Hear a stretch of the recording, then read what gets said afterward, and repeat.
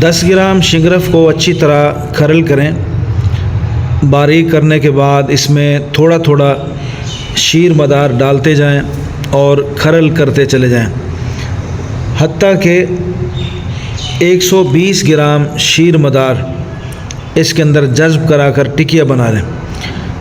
टिकिया को खुश्क करेंगे और उसे 150 ग्राम सूतर में लपेट देंगे, धागे में लपेट दें या सूतर में लपेट दें, कपड़े में, टाकियों में, साफ़ सुथरी टाकियों में लपेट दें।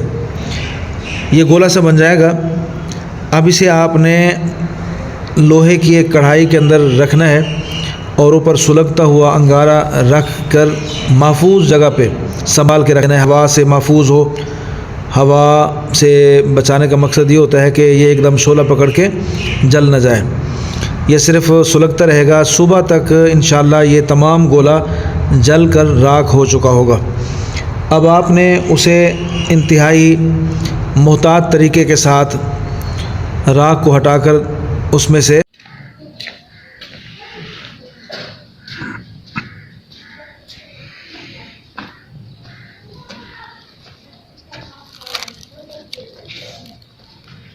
मुकम्मल जल चुका है और इस राख में से हम अपनी दवाई निकालते हैं।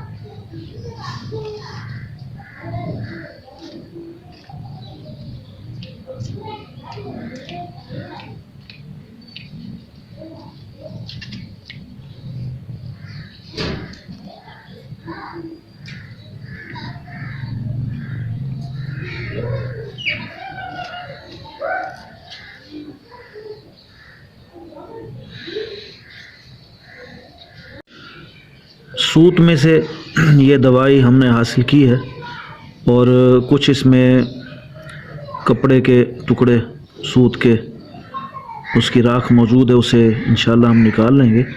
तो इस वक्त हमारे पास ये दवाई मुकम्मल तौर पर तैयार हो चुकी है।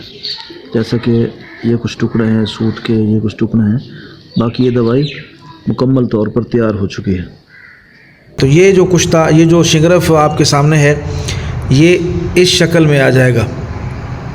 ये शक्ल होगी शिंगरफ की, इंतहाई सफ़ेद और बेहतरीन, बवी, ताकतवर। ये एक चावल मौसम सरमा में मक्खन के साथ इस्तेमाल करा सकते हैं, फालिज के लिए, लकवा के लिए और आसाबी कमज़ोरियों के लिए, मर्दाना कमज़ोरी के लिए ये बहुत ही ज़बरदस्त नुस्खा है। अल्हम्दुलिल्लाह इस वक्त हमारे पास तैयार हालत में इस शक्ल में मौजूद है।